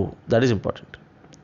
So whenever speaker and deputy speaker are not available in the house, ఆ సందర్భంలోనే ప్యానల్ స్పీకర్లు వచ్చి ఆ కుర్చీలో కూర్చోవాలి తప్ప, అంటే ప్యానల్ స్పీకర్లలో ఒకళ్ళు 10 మంది దాకా ఉండొచ్చమ్మ ప్యానల్ స్పీకర్లు, అంటే వాళ్ళు సభ్యులే, వాళ్ళు ఎంపీలే, కాకపోతే కొంతమందిని మీరు ప్యానల్ స్పీకర్లుగా ఉండండి అంటారు. అంటే అందరూ ఎంపీలు అన్ని రోజులు సభకి రారు కాబట్టి. అర్థమైందా? వాళ్ళు ఎప్పుడు కూర్చుంటారు ఆ స్పీకర్ కుర్చీలో? Speaker and deputy speaker of both of them are not available in the house. అంతేగాని ఆ 2 పదవులు ఖాళీగా ఉన్నప్పుడు కాదు. When the speaker and deputy speaker posts are vacant, then the panel speakers are not eligible to act as speaker. మరి అలాంటి సందర్భంలో speaker కుర్చీలో ఎవరు కూర్చోవాలనేది ప్రెసిడెంట్ డిసైడ్ చేస్తారు. ఎవరో ఒక సభ్యుడిని, ఓ సీనియర్ సభ్యుడిని చూసి మీరు కూర్చోండి ప్రస్తుతానికి, మళ్ళీ స్పీకర్ ఎలక్షన్ ప్రకటించమని చెప్తారనమాట. I hope I have clarified on this particular topic. Okay, రైట్గా నెక్స్ట్ చూడండి. ఇక స్పీకర్ విషయానికి వెళ్తే, స్పీకర్ని ఎలక్ట్ చేసుకోవడానికి ఎవరు ఎలక్ట్ చేసుకుంటారు? ఆ సభలో సభ్యులే. అంటే స్పీకర్ కావాలంటే ఖచ్చితంగా సభలో సభ్యుడు కావాలి. లోక్సభ స్పీకర్ కావాలి అంటే ఖచ్చితంగా సభలో సభ్యత్వం నీకు ఉండాలి. ఆ సభలో ఉన్న సభ్యులందరూ కలిసి ఈ పలానా వ్యక్తి పేరుని స్పీకర్గా ప్రపోజ్ చేస్తారు. ఆయనకు ఓట్లు వస్తాయి. దాని ప్రకారం జనరల్గా రూలింగ్ పార్టీ ఎవరైతే ఉంటారో వాళ్ళకి సంబంధించిన అభ్యర్థిని స్పీకర్గా చేస్తారు. అయితే రూలింగ్ పార్టీ అభ్యర్థి స్పీకర్ అవ్వాల్సిన రూల్ ఏం లేదు, ఇది గుర్తుపెట్టుకోండి. ఒకప్పుడు అట్లా చేసేవాళ్ళు, కానీ ఆ మధ్యలో ఆ సిస్టమ్ని పక్కన పెట్టారు. ఇప్పుడు దానికి సోమనాథ్ చటర్జీ అని ఆయన స్పీకర్ చేశారనుకోండి. Somnath Chatterjee comes from communist party. Communist party అప్పుడు పవర్లో లేదు కదా, కాంగ్రెస్ పార్టీ పవర్లో ఉంది యూపీఏ టైంలో. బట్ కమ్యూనిస్ట్ పార్టీ నుంచి ఒక ఆయన్ని స్పీకర్ని చేయొచ్చు, సభ ఇష్టం అది. సో సభలో సభ్యుడైతే చాలా ఆయన రూలింగ్ పార్టీ మెంబరే అవ్వాలని రూల్ ఏం లేదు అట్లా. అర్థమైందా? ఇదొకటి. రెండోది, డిప్యూటీ స్పీకర్ విషయానికి వస్తే, డిప్యూటీ స్పీకరు కూడా జనరల్గా రూలింగ్ పార్టీ వాళ్ళే ఉండేవాళ్ళు చాలా కాలం. బట్ 1995-2000 మధ్య ప్రాంతంలో వీళ్ళందరూ కలిసి ఒక కన్వెన్షన్ ఏం పెట్టుకున్నారంటే, జనరల్గా రూలింగ్ పార్టీ వాళ్ళకి స్పీకర్ ఇస్తున్నాం కాబట్టి అపోజిషన్ వాళ్ళకి డిప్యూటీ స్పీకర్ పదవి ఇస్తే బాగుంటుంది అని అదొక సాంప్రదాయమే. అంతేగాని డిప్యూటీ స్పీకర్ పదవి ఖచ్చితంగా అపోజిషన్కి ఇవ్వాలని రూల్ ఏమి లేదు, ఇది గుర్తుపెట్టుకోవాలి. ఆ డిప్యూటీ స్పీకర్ పదవి ఖచ్చితంగా ఉండాల్సిన అవసరం కూడా లేదు, అది కూడా గుర్తుపెట్టుకోండి. ఇప్పుడు ప్రస్తుతం ఉన్న లోక్సభలో డిప్యూటీ స్పీకర్ ఎవరు లేరు, ఆ పదవి వేకెంట్గా ఉంది. డిప్యూటీ స్పీకర్ ఖచ్చితంగా ఉండాల్సిన అవసరం లేదు, ఇది గుర్తుపెట్టుకోవాలి. అండ్ అసలు డిప్యూటీ స్పీకర్ ఖచ్చితంగా ఉండాల్సిన అవసరం లేదు, డిప్యూటీ స్పీకర్ పదవి ఖచ్చితంగా ప్రతిపక్షానికి ఇవ్వాల్సిన అవసరం అంతకంటే లేదు. అది ఒక సాంప్రదాయం మాత్రమే. ఇప్పుడు ఆంధ్రప్రదేశ్ ఉందనుకోండి, ఆంధ్రప్రదేశ్ అసెంబ్లీలో 2 స్పీకర్ పదవులు రూలింగ్ పార్టీకే ఉన్నాయి. సో అపోజిషన్కి ఇవ్వాలని రూల్ ఏం లేదట, అదొక సాంప్రదాయం పెట్టుకున్నారు అంతే, ఇదో గుర్తుపెట్టుకోండి. ఓకే, తర్వాత రెండోది, ఒకవేళ స్పీకర్ రాజీనామా చేయాలనుకోండి, ఆయన తన రాజీనామాని డిప్యూటీ స్పీకర్కి రాయాలి. డిప్యూటీ స్పీకర్ రాజీనామా చేయాలనుకుంటే ఆ రాజీనామా పత్రాన్ని స్పీకర్కి రాయాల్సి ఉంటుంది. ఓకే, ఒకళ్ళు. నెక్స్ట్, ఒకవేళ స్పీకర్ని తీసేయాలనుకున్నారనుకోండి, ఆ సభలో సభ్యులందరూ ఆయనకు 14 రోజుల ముందు నోటీస్ ఇస్తారు. 14 రోజుల ముందు నోటీస్ ఇచ్చి ఎఫెక్టివ్ మెజారిటీ ద్వారా తీసేయాలి. ఎఫెక్టివ్ మెజారిటీ అంటే భారత రాజ్యాంగంలో ఎఫెక్టివ్ మెజారిటీ అనే మాట వాళ్ళ, దానికి బదులు ఏమన్నారంటే ఆల్ ది దెన్ మెంబర్స్ అంటారు. ఆల్ ది దెన్ మెంబర్స్ అంటే వేకెంట్గా ఉన్న పొజిషన్లన్నీ పోగా అప్పుడున్న సభ్యుల్లో స్పెషల్ మెజారిటీ రావాలి, దాన్ని ఎఫెక్టివ్ మెజారిటీ అంటాం. ఆ సిస్టమ్ ద్వారా స్పీకర్ని తీసేయచ్చు. ఏమర్థమైందా? అయితే స్పీకర్గా ఎన్నికైన వ్యక్తి పార్టీ ప్రాథమిక సభ్యత్వానికి రాజీనామా చేయాల్సిన అవసరం లేదు. ఇది బ్రిటన్లో ఉంది ఈ సిస్టమ్, అంటే రూల్ అది. మన దగ్గర లేదు. అంతేకాదు బ్రిటన్లో ఇంకొక రూల్ ఏంటంటే once A speaker for ever A speaker ఆయన. అంటే ఒకసారి ఒకళ్ళని స్పీకర్గా కనుక బ్రిటన్లో ఎన్నుకున్నారంటే ఆయన రాజీనామా చేసేంతవరకు లేదా చచ్చిపోయేంతవరకు ఆయనే స్పీకర్గా ఉంటాడు ఇక. ఎందుకంటే ఆయన పార్టీ ప్రాథమిక సభ్యత్వానికి రాజీనామా చేస్తారు పార్షియాలిటీ లేకుండా ఉండడానికి. కానీ ఇండియాలో స్పీకర్కి అట్లాంటి రూల్ ఏం లేదు. కానీ ఇండియాలో స్పీకర్లు కూడా అట్లా చెయ్యాలి అని ఒక సాంప్రదాయాన్ని నీలం సంజీవ్ రెడ్డి గారు స్టార్ట్ చేశారు. అయితే తర్వాత కాలంలో దాన్ని ఇప్పుడైతే దాన్ని ఏం పెద్ద ఫాలో కావట్లేదు. సో స్పీకర్లు రాజీనామా చేయట్లేదు. అంటే పార్షియాలిటీ చూపించకుండా స్పీకర్గా చేస్తున్న వ్యక్తి పార్టీకి సంబంధించిన వ్యవహారాల్లో పార్టిసిపేట్ చేయకుండా ఉండాలి, పార్టీ మీటింగులకు వెళ్లకుండా పార్టీకి చేసే వాటిలో పార్టిసిపేట్ చేయకుండా ఉంటే బాగుంటుంది, హుందాగా ఉంటుందని నీలం సంజీవ్ రెడ్డి గారు ఒక సాంప్రదాయాన్ని ఎస్టాబ్లిష్ చేశారు తప్ప అది రూల్ అయితే కాదు. So the speaker need not fundamentally resign from his primary membership of a political party. But బ్రిటన్లో అయితే అది రూల్. ఇది గుర్తుంటుంది, మన దగ్గర లేదు. ఓకే, నెక్స్ట్ ఇక పవర్స్ ఆఫ్ ది స్పీకర్ ఏముంటాయి? లోక్సభ స్పీకర్కి సంబంధించిన పవర్స్ అండ్ ఫంక్షన్స్ ఏముంటాయి అంటే, లోక్సభ స్పీకర్కి చాలా ప్రామినెంట్ ప్లేస్ ఉంది. ఆర్డర్ ఆఫ్ ప్రిఫరెన్స్ అని ఉంటుంది కదా, ప్రోటోకాల్ ప్రకారం ఫస్ట్ ప్రెసిడెంట్, తర్వాత వైస్ ప్రెసిడెంట్, అట్లా ఆర్డర్ ఉంటుంది. ఆ ఆర్డర్లో స్పీకర్కి నంబర్ ప్రకారంగా చూస్తే 6th, టోటల్ కౌంట్ ప్రకారంగా చూస్తే 7th ఆయన పొజిషన్ ఇన్ ది ప్రిఫరెన్స్. అంటే 6th అంటే మధ్యలో 5A అని ఒకటి ఉంది, డిప్యూటీ ప్రైమ్ మినిస్టర్ ఉంటుంది దాంట్లో. So 5 is prime minister, 5A is deputy prime minister అని ఉంటుంది. సో అందుకని నంబర్ ఆయనకి 6 ఇచ్చారు, అంటే నంబరింగ్ పరంగా చూస్తే. అదే కౌంట్ పరంగా చూస్తే 7th, అంటే చీఫ్ జస్టిస్ ఆఫ్ ఇండియాతో సమానంగా ఇచ్చారు ఆయనకి. So Lok Sabha speaker is on par with the chief justice in terms of order of preference. సరే, రెండోది, ఒక బిల్లు మనీ బిల్ అవుతుందా కాదా డిసైడ్ చేసే అధికారం స్పీకర్కి ఉంది, స్పీకర్ ఆఫ్ లోక్సభ. ఎందుకంటే మనీ బిల్ కేవలం లోక్సభలో మాత్రం ఇంట్రడ్యూస్ చేయబడుతుంది కాబట్టి ఒక బిల్లు అసలు మనీ బిల్ అవుతుందా కాదా డిసైడ్ చేసే అధికారం లోక్సభ స్పీకర్కి మాత్రమే ఉంది. రెండోది, ఏదైనా ఒక బిల్లు విషయంలో డెడ్ లాక్ అయ్యి జాయింట్ సిట్టింగ్ దాకా వెళ్ళింది అనుకోండి, ఆర్డినరీ బిల్లు విషయంలో, ఈ బిల్లులు ఇందులో రకాలు వీటిని పాస్ చేసే ప్రొసీజర్ నెక్స్ట్ పార్ట్లో చూద్దాం. ఓకే, సో ఒక బిల్లు విషయంలో డెడ్ లాక్ సిచ్యువేషన్ వచ్చి జాయింట్ సిట్టింగ్ దాకా వెళ్తే ఆ జాయింట్ సిట్టింగ్కి అధ్యక్షత వహించే అధికారం కూడా స్పీకర్ ఆఫ్ లోక్సభకే ఉంటుంది. స్పీకర్ లేని పక్షంలో డిప్యూటీ స్పీకర్ ఆఫ్ లోక్సభ దానికి అధ్యక్షత వహిస్తారు. తర్వాత ఆ హౌస్లో ఆర్డర్ అండ్ డెకోరం మెయింటైన్ చేయాల్సిన బాధ్యత ఆయనదే.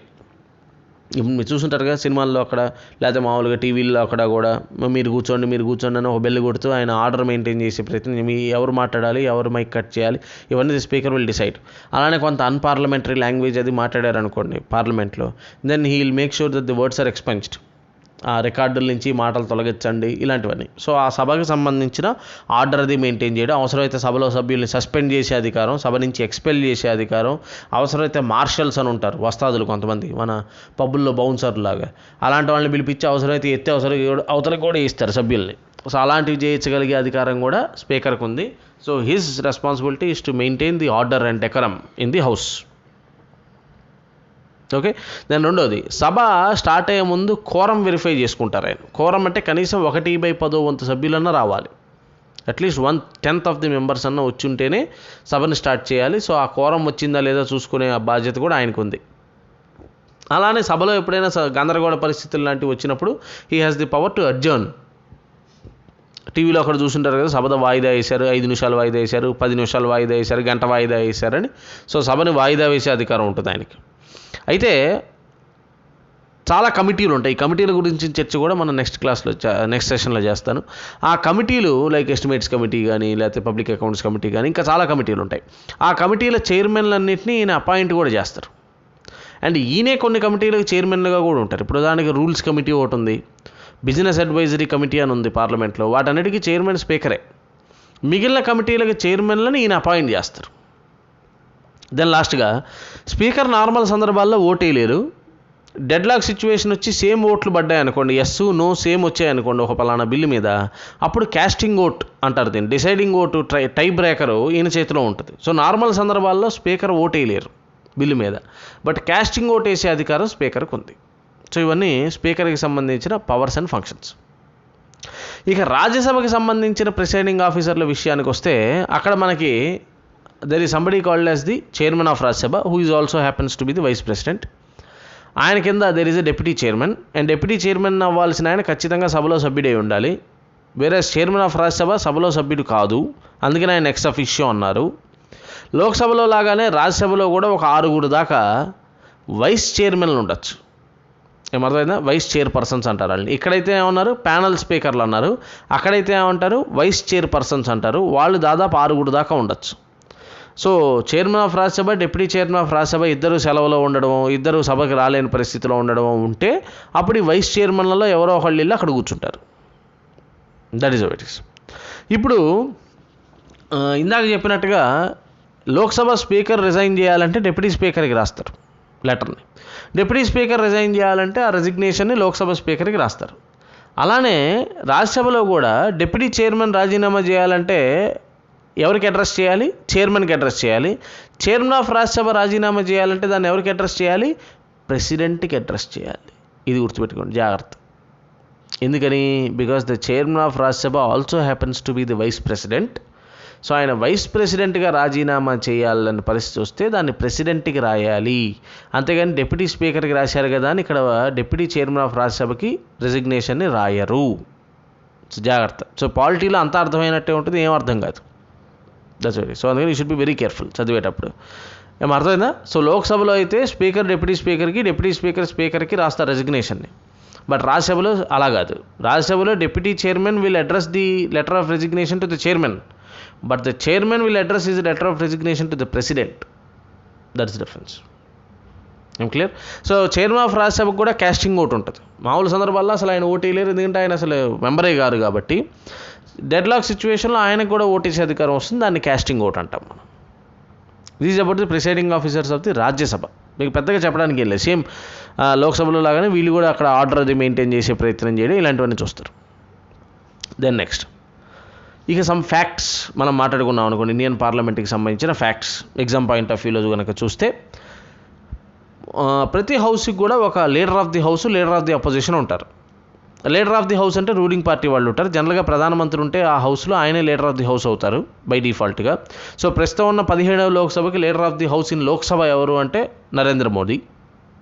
అలానే లీడర్ ఆఫ్ ది అపోజిషన్ ఉంటారు 2 చోట్ల, లోక్సభలో ఒకళ్ళు, రాజ్యసభలో ఒకళ్ళు. అయితే ఇప్పుడు కాంట్రవర్సీ ఏంటంటే లోక్సభలో లీడర్ ఆఫ్ ది అపోజిషన్ ప్రస్తుతం ఆ పదవి వేకెంట్గా ఉంది. అది కాంగ్రెస్ పార్టీకి ఇవ్వలేదు. ఎందుకని ఇవ్వలేదు అంటే ఇప్పుడు ఇక్కడ చెప్పే ప్రొసీజర్ ఏంటి అంటే 1/10 ఆఫ్ సీట్లన్నా కనీసం వచ్చి ఉండాలి. ఒక మెయిన్ అపోజిషన్ పార్టీగా మనల్ని గుర్తించాలి అంటే మనకి మినిమం 1/10 ఆఫ్ సీట్లైనా వచ్చి ఉండాలి ప్రధాన ప్రతిపక్ష హోదా మనకి ఇవ్వాలంటే. ఎందుకంటే ప్రధాన ప్రతిపక్ష నేతగా మనల్ని డిక్లేర్ చేశారనుకోండి, క్యాబినెట్ మంత్రికి ఉండే అంత అధికారం ఈయనకుంటుంది, అంటే హోదా ఈయనకుంటుంది. ఇది గుర్తుపెట్టుకోండి. సో ప్రధాన ప్రతిపక్షం అనే విషయం గురించి రాజ్యాంగంలో ఎక్కడుంది? ఎక్కడ లేదు. ఇది గుర్తుపెట్టుకోండి. అసలు ప్రధాన ప్రతిపక్షం అలా డిక్లేర్ చేయాలంటే నీకు 1/10 ఆఫ్ సీట్లు రావాలి, ఈ విషయం రాజ్యాంగంలో ఎక్కడా లేదు. దీనికి సంబంధించి 1977లో అప్పటిదాకా అసలు ప్రధాన ప్రతిపక్షం అనే క్వశ్చనే రాలేదు. ఇది గుర్తుపెట్టుకోండి. ఫస్ట్ టైం 1969లో ఇందిరాగాంధీ టైంలో కాంగ్రెస్ పార్టీలో చీలికొచ్చి అప్పుడు organised Congress party, reformist Congress party, requisitionist అని వాళ్ళు విడిపోతే అప్పుడు ఫస్ట్ టైం ఏదో అపోజిషన్ అనే చర్చ వచ్చింది. ఎందుకంటే అప్పటిదాకా కాంగ్రెస్ పార్టీని అన్నిసార్లు గెలుస్తూ వచ్చింది. 1977లో ఏం చేశారంటే the salaries and allowances act అనే బేస్ మీద ఒక చట్టాన్ని చేసినప్పుడు అప్పుడు మొట్టమొదటిసారి అసలు ప్రధాన ప్రతిపక్షం అనే చర్చ వచ్చినప్పుడు అప్పుడు వైబీ చవాన్ అనే ఆయన ఫస్ట్ టైం ప్రధాన ప్రతిపక్ష నేతగా డిక్లేర్ చేయబడ్డం, ఇదంతా జరిగింది. ఇప్పుడు ఆ 1977లో చేసిన చట్టంలో కూడా ఏమన్నారు అంటే ద స్పీకర్ విల్ డిక్లేర్ ఎవరికైతే హయ్యెస్ట్ సీట్లు వచ్చాయో, ఏది రూలింగ్ పార్టీ తర్వాత ఎవరికైతే హయ్యెస్ట్ సీట్లు వచ్చాయో వాళ్ళకి సంబంధించిన నేతని ప్రధాన ప్రతిపక్షంగా డిక్లేర్ చేస్తారని ఉంది. ఇప్పుడు ఆ లెక్క ప్రకారం 52 సీట్లు వచ్చాయి ఇప్పుడున్న లోక్సభలో కాంగ్రెస్ పార్టీకి. సో రూలింగ్ పార్టీ తర్వాత అన్ని ఎక్కువ సీట్లు వచ్చింది ఎవరికంటే కాంగ్రెస్ పార్టీకే. మరి కాంగ్రెస్ పార్టీని ప్రధాన ప్రతిపక్షంగా ఎందుకు డిక్లేర్ చేయలేదు అంటే అదే చట్టంలో ఒక డైరెక్షన్ ఉంది, 161 డైరెక్షన్ 161. అందులో ఏం చెప్పారంటే కనీసం కోరం అన్నా మూవ్ చేయగలిగి సభని స్టార్ట్ చేయగలిగే అంత శక్తి అన్నా ఆ ప్రధాన ప్రతిపక్ష పార్టీకి ఉండాలి అన్నారు. ఇది ఒక డైరెక్టివ్, ఇది గుర్తుపెట్టుకోండి, ఇది రూల్ కాదు. ఏం అర్థమైంది ఇది what I'm trying to tell you.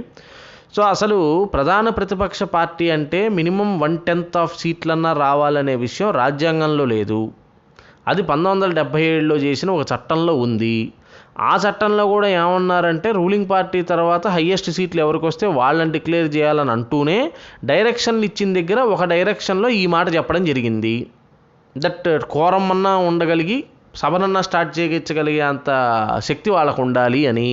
ఇప్పుడు ఆ బేసిస్ మీద 545లో 1/10 అంటే ఎంత, 55 సీట్లన్నా రావాలి. 52 కదా కాంగ్రెస్ పార్టీకి వచ్చాయి. సో దేర్ఫోర్ కాంగ్రెస్ పార్టీకి ప్రధాన ప్రతిపక్ష హోదా ఇవ్వాల్సిన అవసరం లేదు అని ఇప్పుడు ప్రధాన ప్రతిపక్షం అనేది లోక్సభలో లేదు. అయితే ఇది కరెక్టా కాదా, అసలు ఆ డైరెక్టివ్ అనేది ఖచ్చితంగా ఫాలో అవ్వాల్సిన అవసరం ఉందా లేదా అనే దాని మీద హైకోర్టులో అక్కడ సుప్రీంకోర్టులో కూడా కేసులు నమోదైనాయి. అయితే దాని మీద ఇంకా చర్చ జరుగుతుంది. బట్ యాజ్ ఆఫ్ నౌ ఇప్పుడున్న లోక్సభ 17th లోక్సభలో అయితే ప్రధాన ప్రతిపక్షం అనే పార్టీ అయితే లేదు. This you got to understand. Clear? ఇక రాజ్యసభ విషయానికి వెళ్తే రాజ్యసభలో కూడా లీడర్ ఆఫ్ ది హౌస్ ఒకళ్ళు, లీడర్ ఆఫ్ ది అపోజిషన్ ఒకళ్ళు ఉంటారు. లీడర్ ఆఫ్ ది హౌస్ ప్రస్తుతం ఎవరున్నారంటే థావర్ చంద్ గెహ్లాట్ అనే ఆయన ఉన్నారు. లీడర్ ఆఫ్ ది అపోజిషన్గా ఎవరున్నారంటే గులాం నబీ ఆజాద్ అనే ఆయన ఉన్నారు. నెక్స్ట్ ఇక ఫస్ట్ స్పీకర్గా లోక్సభకి ఎవరు పనిచేశారంటే జీవి మౌలాంకర్ అనే ఆయనే చేశారు. దీని గురించి ఆల్రెడీ మీరు వినుంటారు.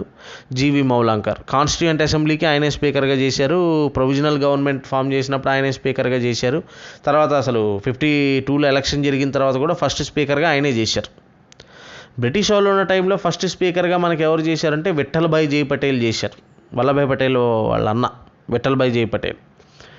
దిస్ ఐఎమ్ టాకింగ్ అబౌట్ 1921-25 ప్రాంతాల్లో సంగతి చెప్తున్నాను నేను. స్వరాజ్ పార్టీ తరఫున ఆయన గెలిచినప్పుడు సంగతి 25లో. సో విఠల్భాయ్ జై పటేల్ చేశారు బ్రిటిష్ వాళ్ళ టైంలో. సో తర్వాత కాన్స్టిట్యూయెంట్ అసెంబ్లీకి, ప్రొవిజనల్ గవర్నమెంట్కి, వాటన్నిటికి కూడా స్పీకర్గా ఎవరు చేశారు అంటే మౌలాంకరే చేశారు. 52లో ఎలక్షన్ అయిన తర్వాత కూడా జీవి మౌలాంకరే మనకి ఫస్ట్ స్పీకర్ చేశారు. అయితే ఇక ఆ టైంలో ఆయనే ఫస్ట్ ప్రొటెం స్పీకర్ కూడా చేశారు. గుర్తుపెట్టుకోండి. ఫస్ట్ డిప్యూటీ స్పీకర్గా ఎవరు చేశారు అంటే అనంతశయనం అయ్యంగార్ అని ఆయన చేశారు. ఫస్ట్ చైర్మన్ ఆఫ్ రాజ్యసభగా ఎవరు చేశారంటే డాక్టర్ ఎస్ రాధాకృష్ణన్, ఎందుకంటే ఫస్ట్ వైస్ ప్రెసిడెంట్ ఆయనే కాబట్టి. ఫస్ట్ డిప్యూటీ చైర్మన్ ఆఫ్ రాజ్యసభగా ఎవరు వ్యవహారం చేశారంటే ఎస్వి కృష్ణమూర్తి రావు అని ఆయన చేశారు ఫస్ట్ డిప్యూటీ చైర్మన్గా. ఓకే. 17th లోక్సభ ఇప్పుడు కన్స్టిట్యూట్ అయింది. 2019లో కన్స్టిట్యూట్ అయిన 17th లోక్సభకి ప్రొటెం స్పీకర్గా ప్రెసిడెంట్ ఎవరిని నియామకం చేశారు అంటే వీరేంద్ర కుమార్ అనే ఆయన్ని నియామకం చేశారు ప్రొటెం స్పీకర్గా. నెక్స్ట్ ప్రస్తుతం ఉన్న లోక్సభకి స్పీకర్గా ఎవరున్నారంటే ఓం బిర్లా అనే ఆయన ఉన్నారు. ప్రస్తుతం డిప్యూటీ స్పీకర్ అనే పదవి ఖాళీగా ఉంది, ఇంతవరకు ఎవరికి ఇవ్వలేదు. చైర్మన్ ఆఫ్ రాజ్యసభగా ప్రస్తుతం ఎవరున్నారు మీకు ఆల్రెడీ తెలిసి ఎం వెంకయ్యనాయుడు గారు ఉన్నారు. ప్రస్తుతం డిప్యూటీ చైర్మన్ ఆఫ్ రాజ్యసభగా ఎవరున్నారంటే హరివంశ్ నారాయణ సింగ్ ఉన్నారు. నెక్స్ట్ లోక్సభలో ఫస్ట్ ఉమెన్ స్పీకర్గా ఎన్నుకోబడింది ఎవరు అంటే మీరా కుమార్ అనే ఆవిడని 15th లోక్సభ జరిగినప్పుడు ఆవిడని ఎన్నుకున్నారు. మీరా కుమార్ ఫస్ట్ ఉమెన్ స్పీకర్. తర్వాత సుమిత్రా మహాజన్ కూడా చేశారు, అది వేరే సంగతి. బట్ ఫస్ట్ చేసింది మీరా కుమార్. తర్వాత బలరామ్ జక్కర్ అనే ఆయన లాంగెస్ట్ సర్వింగ్ స్పీకర్ చేశారు, 10 ఏళ్ల పాటు బ్యాక్ టు బ్యాక్ చేశారు. అయితే మౌలాంకర్ కూడా 10 ఏళ్ళు చేశారు, బ్యాక్ టు బ్యాక్ చేశారు. కాకపోతే ఆయన ఇండిపెండెన్స్ కంటే ముందు కూడా చేసింది మనం కన్సిడర్ చేయకుండా చూస్తే కనుక బలరామ్ జక్కర్ అనే ఆయన 10 years back to back longest serving speaker చేశారు. Okay. Shortest serving only 14 months స్పీకర్గా ఎవరు చేశారంటే బలిరామ్ భగత్ అని ఆయన చేశారు 14 months. జిఎంసి బాలయోగి ఎవరైతే ఆంధ్రప్రదేశ్ నుంచి రిప్రజెంట్ చేశారో జిఎంసి బాలయోగికి ఉన్న ప్రత్యేకత ఏంటంటే ఈ was the youngest and also the first Dalit to become the speaker. ఇది గుర్తుపెట్టుకోండి. ఓకే. దెన్ ఇక కాన్స్టిట్యుయెన్సీల గురించి చెప్పుకున్నాం కదా ఇందాక. కాన్స్టిట్యుయెన్సీ పునర్వ్యవస్థీకరణ చేస్తారు నియోజకవర్గాలని. సో ఏరియా పరంగా బిగ్గెస్ట్ నియోజకవర్గం ఏదంటే లద్దాఖ్ ఏరియా పరంగా. అలానే ఏరియా పరంగా చిన్నదేది అంటే Chandni Chowk which is in Delhi. మరి నంబర్ ఆఫ్ ఓటర్ల పరంగా బిగ్గెస్ట్ నియోజకవర్గం ఏదంటే మల్కాజిగిరి. నంబర్ ఆఫ్ ఓటర్ల పరంగా అన్నిటికంటే చిన్న నియోజకవర్గం ఏదంటే లక్షద్వీపులు. ఓకే.